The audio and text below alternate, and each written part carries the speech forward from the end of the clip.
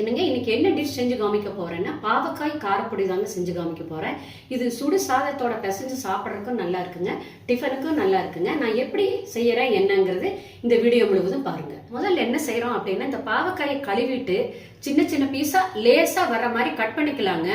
பாவக்காய் பாருங்க சின்ன சின்ன பீஸா கட் பண்ணியிருக்கிறேங்க. காய் பாருங்க எவ்வளவு லேசா கட் பண்ணியிருக்கிறேன்னு பாருங்க. இந்த மாதிரி கட் பண்ணிக்கோங்க. விதைகள்லாம் போக கட் பண்ணினது காயோடைய அளவுகள் வந்துங்க 3/4 கிலோங்க. இப்போ காரப்பொடி செய்ய ஆரம்பிச்சிடலாங்க. ஒரு வடக்கல் ஒன்று எடுத்து வச்சுக்கோங்க. அதில் பாருங்க 2 டேபிள் ஸ்பூன் ஆகிற மாதிரி பச்சை நடக்கடலைங்க. அதைய எண்ணெயில் வறுத்துக்கலாங்க.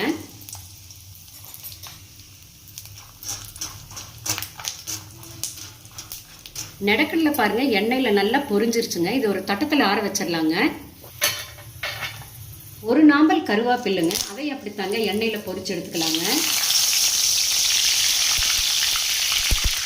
பொரிச்சாச்சுங்க. இதையும் தட்டத்தில் சேர்த்துக்கலாங்க. 10-15 பூண்டுங்க தோல் எடுத்து தட்டி வச்சிருக்கிறேன். இதையும் அப்படித்தாங்க எண்ணெயில் நல்லா பொரிச்சு எடுத்துக்கலாங்க.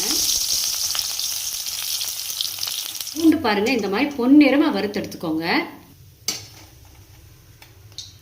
அடுத்தது பாருங்க சின்ன நெல்லிக்காய் அளவு புளியுங்க. இதையும் அப்படித்தாங்க எண்ணெயில் பொரிச்சு எடுத்துக்கோங்க.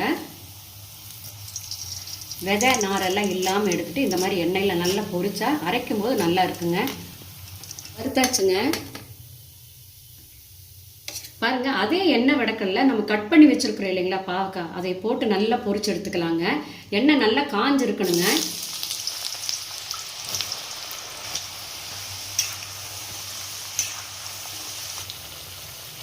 பாருங்க இந்த பாவக்காய் இந்த மாதிரி எண்ணெயில் பொரிச்சு எடுக்கும் போது கசப்பெல்லாம் ஒன்றும் இருக்காதுங்க. அதுக்கு தாங்க இந்த மாதிரி எண்ணெயில் போடுறது. எண்ணெய் நல்லா காஞ்சிருக்கணுங்க. 3/4 வெந்த பிறகு அப்புறம் வேணால் அடுப்பு சிம்மில் வச்சுக்கோங்க. இடையில மட்டும் நல்லா இப்படி பெரட்டி பெரட்டி விடுங்க. அருகாமல் வறுத்து எடுக்கணுங்க எண்ணெயில். பாவக்காய் பாருங்க நல்லா வெந்துருச்சு, கலர் மாறிடுச்சு பாருங்க. இப்போ என்ன செய்கிறீங்கன்னா, இந்த நுரையெல்லாம் பாருங்க நின்றுடுச்சுங்க. இப்போ நம்ம சட்டுவத்தில் எடுத்துடலாங்க. எடுத்துட்டு எண்ணெயை நல்லா நிறுத்தி எடுத்துருங்க. இந்த மாதிரி வறுக்கணுங்க. வறுத்து ஒரு பட்டர் பேப்பர் இருக்கிறதுல போட்டிங்கன்னா நல்லா ஆறிடணுங்க. பாவக்காய் எப்படி இருக்குன்னா மொறு மொறுன்னு ஆயிருங்க. நம்ம வறுத்த பாவக்காய் இந்த மாதிரி வறுத்து எடுத்துக்கணுங்க. எண்ணெயெல்லாம் நல்லா நிறுத்தி எடுத்துருங்க.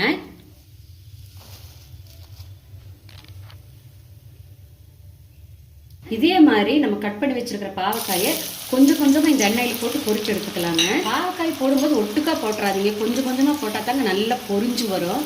நல்லா வெந்து முறுமுறுன்னு ஆகுங்க. பாவக்காய் பாருங்க வறுத்தது கடையாளம். இப்படி நீங்க கையில் எடுத்து உடைச்சிங்கன்னா இப்படி உடையுங்க. இந்த மாதிரி வறுத்து எடுக்கணுங்க. அதே எண்ணெய் வடக்கல்ல 2 டேபிள் ஸ்பூன் ஆகிற மாதிரி நாட்டு மல்லிங்க, 1 டீஸ்பூன் சீரகம், 2 டீஸ்பூன் பச்சை கடலைப்பருப்பு, 2 டீஸ்பூன் வெள்ளை உளுந்து, இதையெல்லாம் நல்லா பொன்னிறமா வறுத்து எடுத்துக்கலாங்க. கொத்தமல்லி சீரகம் எல்லாம் பாருங்க 3/4 வறுபட்டாச்சு. அடுத்தது என்ன செய்யறோம்னா 2 டேபிள் ஸ்பூன் ஆகிற மாதிரி வெள்ளை எள்ளுங்க, அதையும் சேர்த்து வறுத்துருங்க. முதலே போட்டுறாதீங்க, எள்ளு கருகிருங்க. இந்த மாதிரி வறுத்தவரை போட்டு வறுத்துக்கோங்க. கொத்தமல்லி சீரகம் எள்ளு கடலம்பருப்பு உளுந்தம்பருப்பு இதெல்லாம் வறுத்தாச்சுங்க. நல்லா ஆறட்டுங்க. வறுத்த பொருள் எல்லாம் நல்லா விறுவிறுன்னு ஆறிடணுங்க. ஆறின வரைக்கும் பவுடர் பண்ணிக்கலாங்க. வறுத்த பூண்டை தவிர பாக்கி இருக்கிற பொருள் எல்லாம் அரைச்சிக்கலாங்க.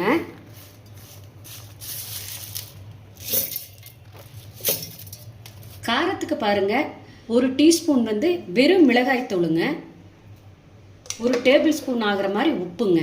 இதையெல்லாம் சேர்த்து முதல்ல அரைச்சிக்கலாங்க. கொஞ்சமா இது கூட மஞ்சத்தூள் கொஞ்சம் போட்டுக்கோங்க.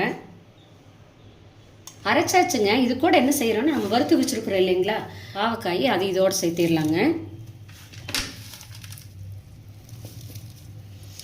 பூண்டு இருக்கு இல்லைங்களா, இதையும் சேர்த்திட்டு பல்சில் விட்டு விட்டு அரைச்சி எடுத்துக்கலாங்க. பாவக்காய் சேர்த்து பாருங்க காரப்பொடி அரைச்சி எடுத்தாச்சுங்க. அவ்வளோ வாசனையா இருக்குதுங்க.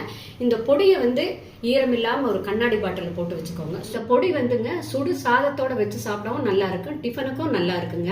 இந்த பாவக்காய் காரப்பொடிங்க கசப்பே இருக்காதுங்க. இந்த மாதிரி செஞ்சு கொடுத்து பாருங்க, பாவக்காய் பிடிக்காதவங்களுக்கு கூட பிடிக்குங்க. ஏற்கனவே பாருங்க என்னுடைய சேனல்ல பாவக்காய் காரப்பொடி ஒரு விதம் செஞ்சு காமிச்சிருக்கிறேன். இது 2வது டைப்புங்க. உங்களுக்கு எந்த டைப் பிடிக்குதோ அதே மாதிரி செஞ்சு பாருங்க. செஞ்சு பார்த்துட்டு உங்களுடைய கமெண்ட்ஸ் சொல்லுங்க.